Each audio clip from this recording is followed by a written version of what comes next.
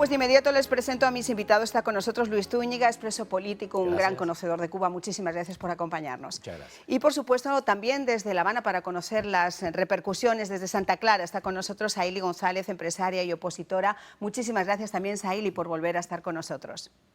Gracias por invitarme. Y quiero comenzar contigo. Quiero comenzar contigo porque este es uno de los países donde no se almuerza gratis y donde, a pesar de que el tema de las sanciones puedan o no afectar a la población en Cuba, uno normalmente cuando da espera algo a cambio. Y a mí me gustaría saber qué es lo que ha puesto sobre la mesa el régimen cubano en estos momentos para que se flexibilicen de esa manera las sanciones. En mi caso, hay presos políticos que no están sobre la mesa, hay represión que sigue estando sobre la mesa, hay un código penal que todavía endurece mucho más el hecho de que los opositores puedan hablar, que no está sobre la mesa. ¿Cuál es ese intercambio? ¿Cómo lo han tomado ustedes? Bueno, en primer lugar, pues eso es precisamente lo que cuestionamos fundamentalmente muchas personas desde acá, desde el activismo, desde la oposición en Cuba, con el tema de las sanciones. Yo creo que a ningún activista por la defensa de los derechos humanos se le ocurriría cuestionar que las personas pudieran reunificarse, cuestionar la apertura y el reforzamiento de los servicios consulares. Pero por esta otra parte, o sea, con que estas sanciones, o sea, se hayan levantado, digamos, cierta falta de flexibilidad, se haya abierto de esta manera, pero sí exigir nada a cambio en un país donde hay más de 1.200 presos políticos, donde los activistas se encuentran constantemente en situaciones de represión y persecución por parte de la policía política al servicio de la dictadura, pues es bastante cuestionable. Y no hemos visto, o sea, no se ha visto por ningún lado, pues que hayan, o sea, lo que el gobierno cubano ha cedido ante esta nueva apertura por parte de la administración Biden-Harris.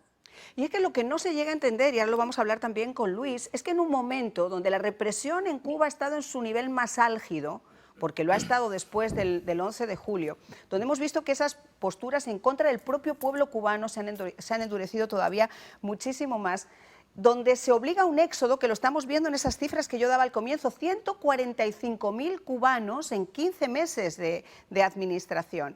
Cuando todo eso está ocurriendo, ese caldo de cultivo, y ustedes lo saben que están dentro de la isla, esos éxodos forzosos para que la gente se vaya, ¿eso va a parar de alguna manera con estas acciones que han tomado? ¿Para mí? ¿Es la pregunta? Sí, para ti, Saíly, que estás ahí Sí, en la yo isla. no creo.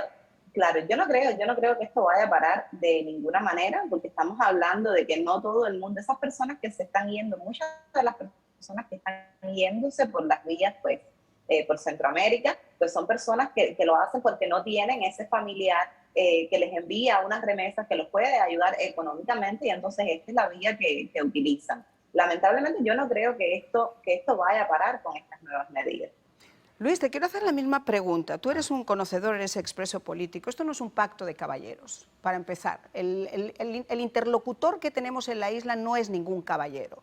Y ya hemos visto en el pasado cómo ha tratado de poner sus condiciones encima de la mesa y en rara ocasión se han cumplido. De hecho, hay 63 años donde gente como tú está todavía en las cárceles. Ahora, dicho todo esto, ¿tú crees, y te hago la misma pregunta que le hacía a Saíly, que la flexibilización de estas medidas, que no estamos hablando, como decía ella, de ayudar a que la gente se reunifique y vea a sus familias, que tiene todo el derecho del mundo a poder hacerlo, y ojalá lo hiciera en libertad, este tema va a ayudar a que se frene ese éxodo o muy por el contrario va a hacer que todavía salga más gente? Mire, vamos a ponerlo en el contexto para que el televidente entienda exactamente, el que conoce y el que no conoce el tema de Cuba lo puede entender perfectamente. El presidente Trump le impuso. Ahí está la declaración del Ministerio de Relaciones Exteriores del lunes pasado diciendo: las medidas del presidente Donald Trump fueron devastadoras para la revolución. Y no se produjo ningún éxodo masivo. No, al revés. No se produjo ninguno. Incluso con esas medidas vigentes, cuando llega el presidente Biden al poder y que abre la frontera, tampoco se produce ese éxodo. O sea, el éxodo no es producto de sanciones económicas de Estados Unidos, número uno. Segundo, ¿cuándo empieza el éxodo? Bueno, pues el éxodo empieza cuando el 11 de julio salen miles de cubanos a todas las calles de más de 60 pueblos y ciudades de Cuba a protestar y a reclamar contra el régimen. Fíjate que había hambre en Cuba en ese momento y no pedían comida.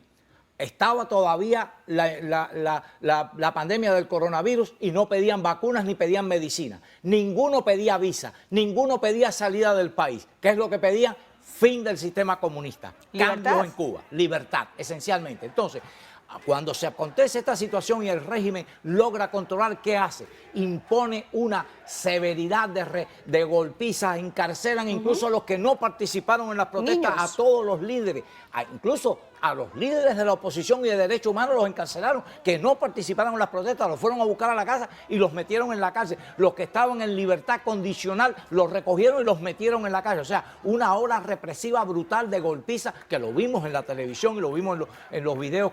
¿Y para qué fue toda esta política represiva? Bueno, para inmediatamente se aparezca Daniel Ortega, un aliado político en Nicaragua, y les diga: los cubanos pueden viajar sin visa a Nicaragua. ¿A qué van los cubanos a Nicaragua? ¿A bañarse en el lago Managua? No, era para simplemente abrir la vía. Y no solamente eso, Marian, es que cuando los cubanos comenzaron a llegar a Managua, en el mismo aeropuerto ya estaban los coyotes de los carteles mexicanos diciéndole: por $5,000, por $6,000 te pongo en la frontera con los Estados Unidos. Es que ese es el negocio que se ha generado, el negocio adicional que se ha generado. Es que no es negocio solamente, no, es un negocio fue con el drama planeado porque el régimen sabe que la presión contra los Estados Unidos es un éxodo. Claro. Es la historia repetida de Camarioca. Es la historia. Fíjate que cada vez que ha habido una crisis política en Cuba, inmediatamente ha venido una negociación de los Estados Unidos. O sea, el gobierno de los Estados Unidos sabía perfectamente que esto era un éxodo dirigido para forzarlo a sentarse en una mesa a negociar. Luis,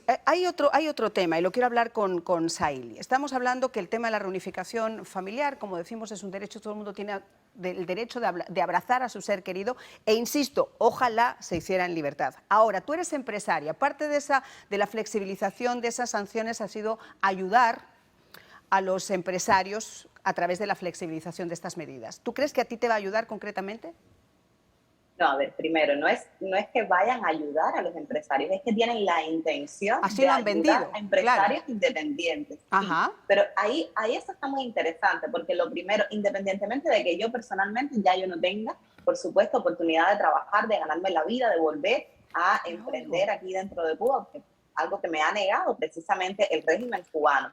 Pero lo que me parece muy interesante es la implementación de esas medidas que realmente apoyen a los empresarios cubanos. Y a veces yo creo, cuando yo vi que sacaron estas medidas, yo dije, parecería que yo he estado equivocada toda mi vida.